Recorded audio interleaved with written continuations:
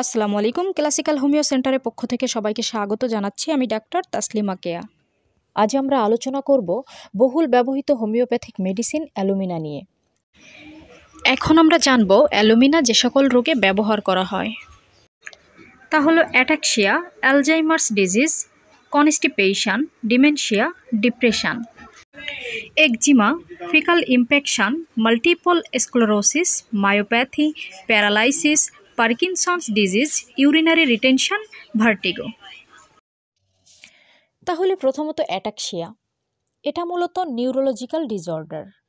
এটা হলে দেখা যায় হাঁটতে অসুবিধা হয়, ব্যালেন্স ঠিক রাখতে পারে না, হেলে ধুলে চলে, খেতে গেলে গিলতে গেলে অসুবিধা হয়, চোখের নড়াচড়ায় অস্বাভাবিকতা দেখা যায়, স্লার ডিসপিস অর্থাৎ সে ধীরে ধীরে আধো আধো কথা বলে ইত্যাদি এগুলো দেখা যায়। এরপর অ্যালজাইমার্স ডিজিজ, এটা মূলত নিউরোডিজেনারেটিভ ডিসঅর্ডার। এই রোগে আক্রান্ত ব্যক্তির স্মৃতিশক্তি খুব দুর্বল হয়ে যায়, তাদের মস্তিষ্ক সঠিকভাবে কাজ করতে পারে না। তারপর কনস্টিপেশন, এটা আমরা জানি যে পায়খানা কষা বা কষা পায়খানা, কোষ্ঠকাঠিন্য মূলত। ডিমেনশিয়া, এটা হচ্ছে মূলত লস অফ মেমোরি, অর্থাৎ স্মৃতিশক্তি লস হয়ে যায়। এরপর ডিপ্রেশন, হতাশা।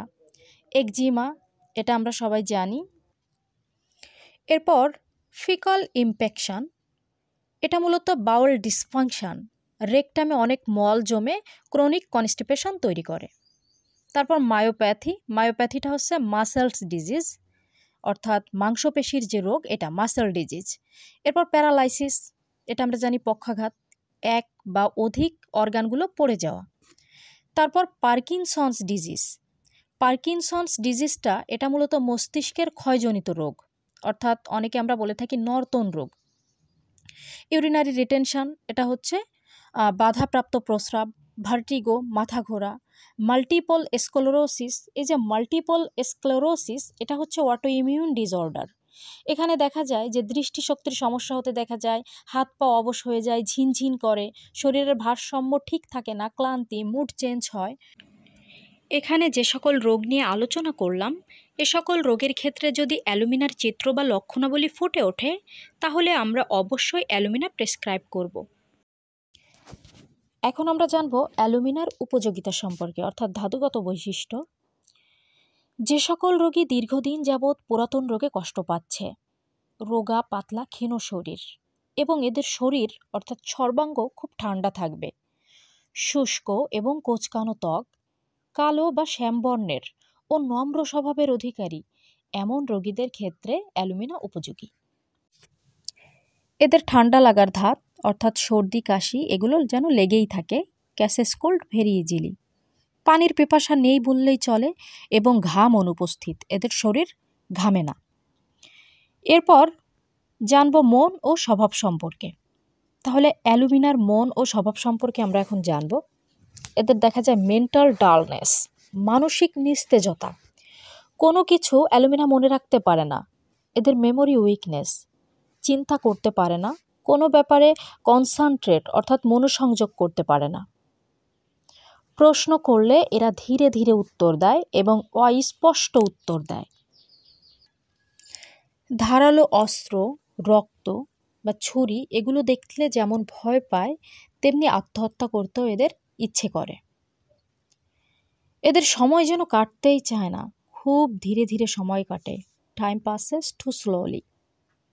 লিখতে গেলে বানান ভুল হয়, কথা বলতে গেলে শব্দ ভুল হয়, এবং রোগ আরোগ্যের ব্যাপারে খুবই হতাশ থাকে, অর্থাৎ ডিসপেয়ার অফ রিকভারি, আরোগ্যের ব্যাপারে এদের হতাশা কাজ করে। রোগী মনে করে মাকড়সার জাল বা ডিমের শুকনো সাদা যে অংশ, এটা তার মুখমণ্ডলে রয়েছে, সে বারবার তা সরানোর চেষ্টা করে, ব্যারাইটা কার্ভ, ম্যাগনেসিয়া কার্ভ, লেসিথিনামের মতো। এখন জানবো অ্যালুমিনার চরিত্রগত লক্ষণাবলী। এই চরিত্রগত লক্ষণাবলীর ভিতর আমরা দেখব ব্রাউনিয়ার মতো অ্যালুমিনারও ড্রাইনেস জিনিসটা খুবই প্রমিনেন্ট। সকল মেমব্রেনগুলো এদের শুকনা থাকবে। মলদ্বারের নিষ্ক্রিয়তা, ইনঅ্যাক্টিভিটি অফ রেকটাম, এদের ভীষণ কোষ্ঠবদ্ধ ধাতের, 7-8 দিন পর্যন্ত পায়খানা হয় না, নরম মলও কোদ দিয়ে বের করতে হয়। যে সমস্ত শিশু কৌটার দুধ খাওয়ার পরে কোষ্ঠবদ্ধতা দেখা দেয়, তাদের ক্ষেত্রে অ্যালুমিনা ভালো কাজ করে। সাদা স্রাবের ক্ষেত্রেও অ্যালুমিনা ভালো কাজ করে। এদের যে সাদা স্রাব সেটা দেখা যায় যে ক্ষতকর এবং এটা পায়ের গোড়ালি পর্যন্ত গড়িয়ে পড়ে, অর্থাৎ খুব পাতলা হয় এবং পরিমাণে খুব বেশি হয়। অ্যালুমিনার রোগী মাসিকের পরে ভীষণ দুর্বল হয়ে পড়ে। মাসিকের পরে এত দুর্বল হয় যে কথা বলতে গেলেও রোগিণী দুর্বলতা অনুভব করে। অ্যালুমিনার রোগী অদ্ভুত প্রকৃতির খাদ্যদ্রব্য খেতে চায়, অর্থাৎ ইনডাইজেস্টেবল থিংস, যেসব খাবারগুলো সহজে হজম হয় না, যেমন খড়িমাটি, কাঠ কয়লা, টক, কফি, চায়ের তলানি, চাল, বালু, এইসব এরা খেতে চায়। এছাড়া অ্যালুমিনার রোগীর গোল আলু কোনোভাবেও সহ্য হয় না। এরা আলু যেমন অপছন্দ করে, আবার আলু খেলে সমস্যা দেখা যায়। এতক্ষণ আমাদের সাথে থাকার জন্য আপনাদের অনেক অনেক ধন্যবাদ। আমাদের ভিডিওগুলো যদি আপনাদের ভালো লেগে থাকে তাহলে আমাদের পেজটি ফলো করে আমাদের সাথে যুক্ত থাকুন।